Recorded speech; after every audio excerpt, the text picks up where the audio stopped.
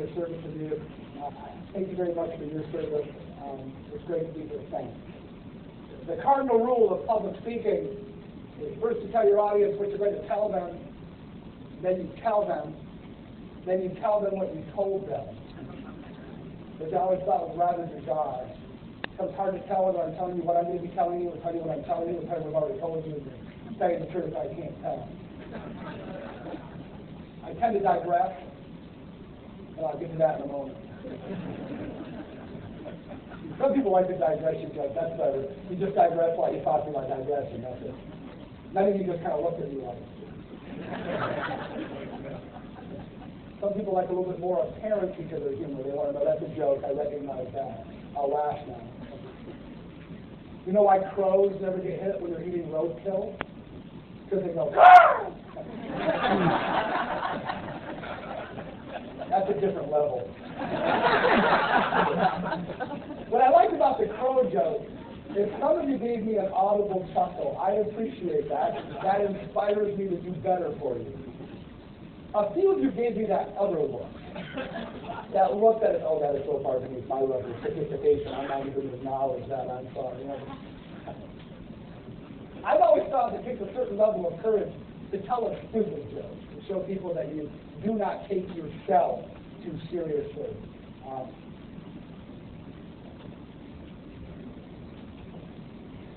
I got this from your food services department. This is Ella. Salmonella. Oh, yeah, that's a good sign. I like cow jokes. They're my bag. That's no bull. No, look. Hey, look. Deja vu.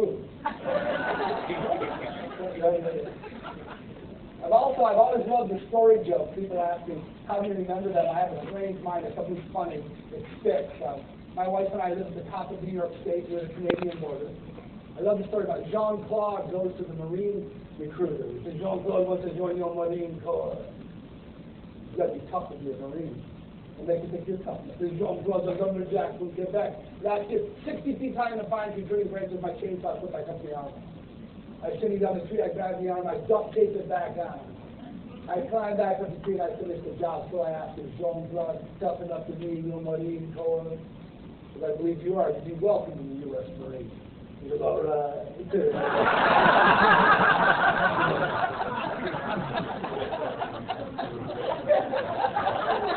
He got the joke. Okay, one more. About 12 years ago, my wife Sue and I were on vacation, visiting her parents who were on vacation in Myrtle Beach, South Carolina. And they had purchased tickets for us to go see the musical group Alabama at the Alabama Theater. Smack dab in the middle of the concert, Randy, the lead singer, invited me up on stage to tell a joke to 2,500 people. Now, I've been doing stand-up my whole life. 2,500 people, that's a dream. And I've always loved the saying that chance favors the prepared mind. So I've had this joke in my repertoire for 30 years. It's my high-energy showstopper joke. I put absolutely all of myself into it. I have to warn you, it's really, really stupid. Okay? So here goes. They're starting a Maserati, a brand new sports car. Parked at a red light, revving his engine. Pretty good. Got a moped pulls up next to him. They've got a blue moped, blue helmet, blue goggles, blue jacket, blue suspenders, blue pants, blue boots, blue gloves, and a blue moped. Well, guy in the Maserati kind of looks at it. Light turns green, 85 miles an hour in first gear. Looks up in his mirror and sees right by him. He says, a moped at 85? No, second gear, third gear, 115. Loosens up his tires, feeling pretty cool.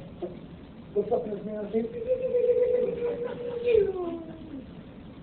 fourth gear, fifth gear, pedal to the metal, 185 miles per hour.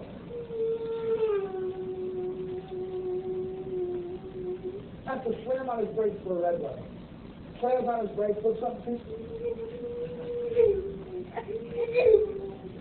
my suspenders caught in your door handle.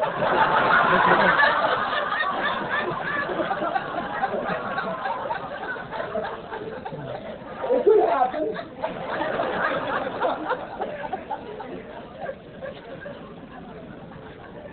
Many speakers leaders put a little bit of humor in the beginning of their presentation, and then they immediately go into the dry stuff.